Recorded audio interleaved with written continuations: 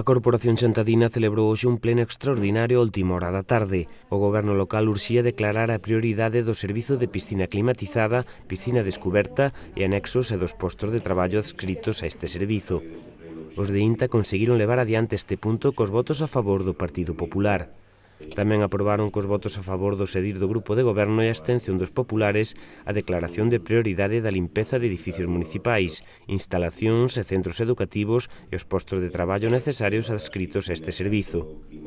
Neste punto, os tres concelleiros non adscritos e máis a concelleira socialista que estaba na sesión decidiron abandonar o pleno e non debater sobre este último punto en sinal de protesta.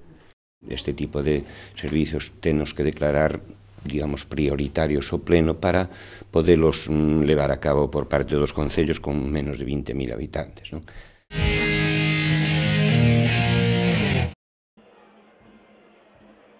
O Caldo de Osos congregou onte en Taboada a centos de veciños e visitantes que, pese ás chuvias, participaron en todos os actos programados para esta fin de semana. Na carpa situada no centro da vila congregouse o domingo á mañá a meirande parte do público chegado dende distintos puntos da comarca e incluso doutras provincias. Arredor de medio centenar de postos de venta relacionados coa artesanía e coa alimentación, fundamentalmente vinculada á gastronomía típica desta época, distribuíronse no recinto e fixeron negocio durante toda a xornada. Lacón, panceta e todo deso, de choritos. Orellas, galletas de xián, roscós, tartas de almendra. Desde os inicios da feira estamos poñendo ano tras ano, sempre. Deceas de persoas e tamén as autoridades se congregaron no momento da degustación gratuita deste prato e antes de acudir a restaurantes e casas particulares a gozar do menú de entroido. Está riquísimo. Es una cosa que yo creo que está muy bien.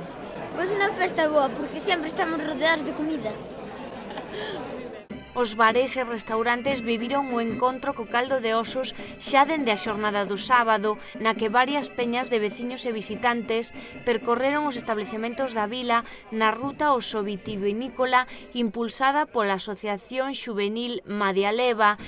Despois da entrada en calor co percorrido de etapas polo municipio, moitos dos participantes na ruta desplazáronse ao centro cívico para gozar da música en directo do festoso 2014.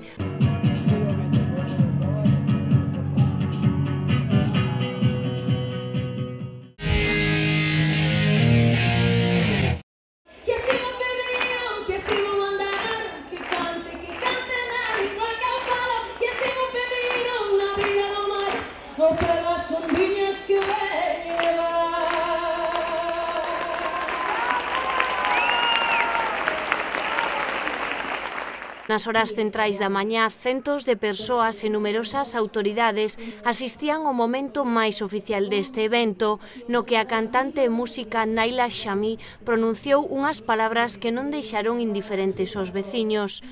Non podía ser de outro xeito ser emotivo. Unha viaxe eu mesma, cando collen as follas, escribín o que escribín, mas despois saínme do guión, porque mirar a xente, mirar as miñas propias vivencias, é sinxelo poder falar, non? Do que unha viviu, non? Do que sentiu, do que disfrutou aquí en Taboada.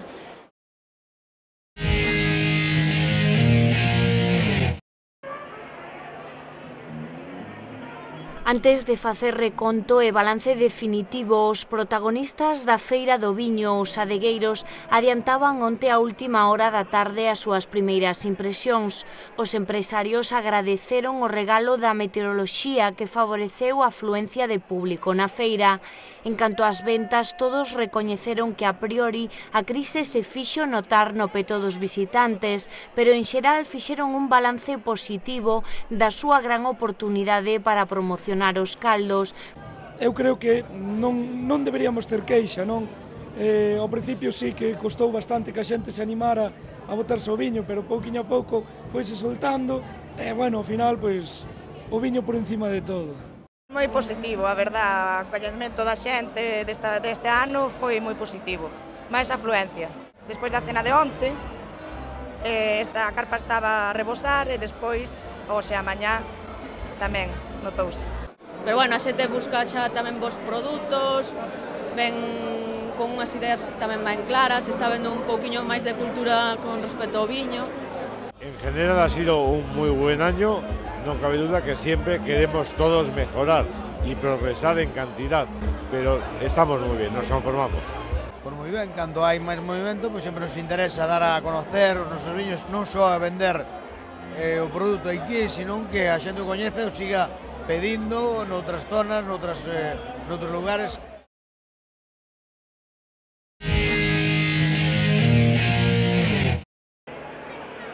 O recinto das Adegas acolleu durante toda a fin de semana un público ben diverso, que en moitos casos son habituais da Feira do Viño e veciños de Chantada, en outros casos visitantes que acoden a esta cita por primeira vez. Y me enteré porque la fiesta de Chantada es muy sonada.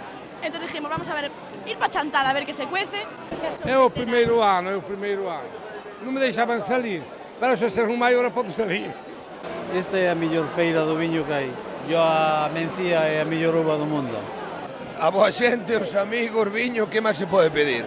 Todos os anos facemos unha sudadera identificativa da peña, entón este ano decidimos facer esta.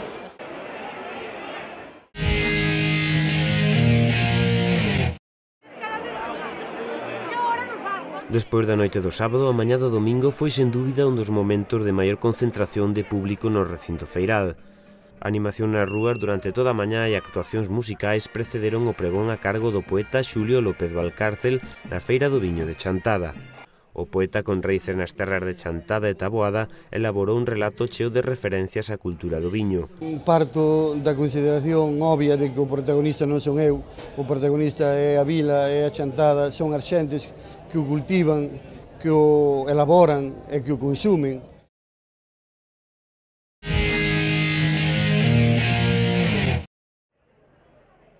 A par que a Feira do Viño, os comerciantes e empresarios da zona celebraron a Feira de Oportunidades e de Produtos da comarca.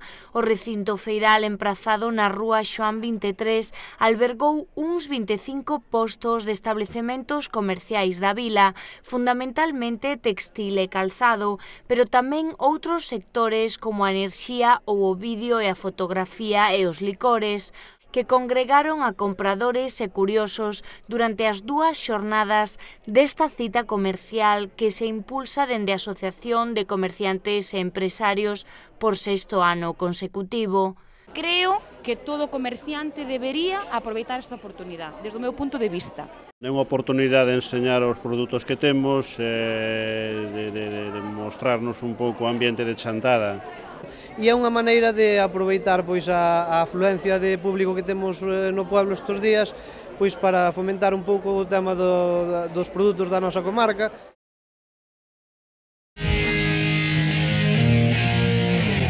Si houvese ceo, que non o hai, como día Buín, el irá ao ceo. Así se refería o presidente da Real Academia Galega, Xesús Alonso Montero, o piloto na súa intervención durante a homenaxe celebrada o pasado sábado en Chantada. Un grupo de persoas de distintos puntos de Galicia, escritores, xornalistas, profesores universitarios, de ensino secundario e mestres, xunto con músicos e xentes de moi diversas profesións, xuntáronse no cemiterio de San Fiz a carón da tumba do piloto. O guerrilleiro antifranquista José Castro Veiga serviu como figura para render unha homenaxe á guerrilla e tamén o último fuxido asesinado o 10 de marzo de 1965. Destes actos tiña que haber moitos porque houve moitos pilotos, por desgracia, ou por suerte, máis que por desgracia, por suerte.